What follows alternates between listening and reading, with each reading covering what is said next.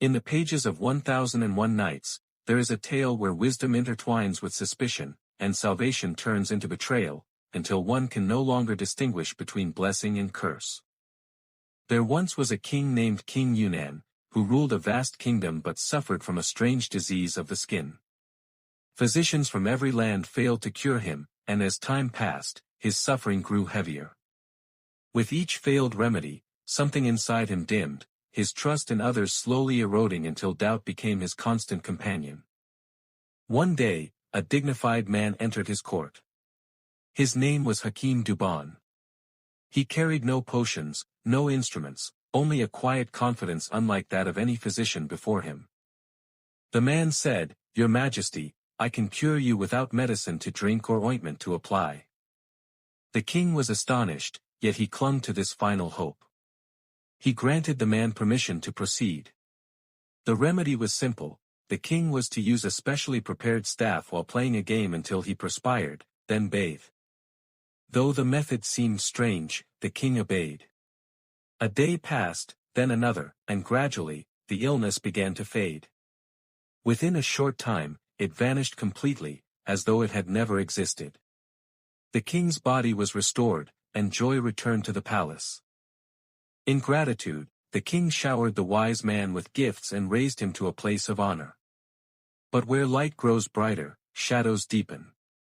Among the king's advisors was a minister whose heart filled with envy. He could not bear the sudden rise of this stranger and began to weave seeds of doubt. In a private moment, he said, "My king, a man who can heal you without medicine may also harm you without a weapon.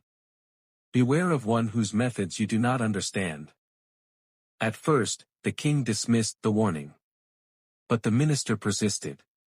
Day after day, his words returned, softly, quietly, until they took root. Suspicion does not shout, it whispers. And in those whispers, trust began to decay. In time, gratitude turned into fear. At last, the king summoned the wise man. He entered as he always had, calm, unaware of what had changed.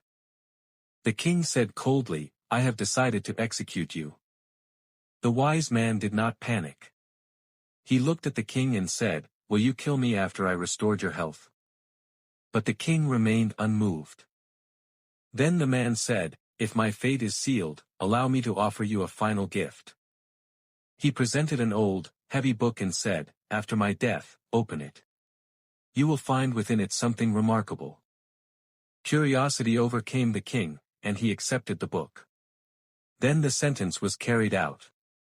The wise man was killed, and his body fell, yet his final act had only just begun.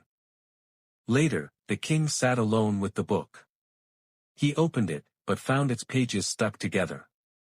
To separate them, he moistened his finger with his tongue and turned the pages one by one.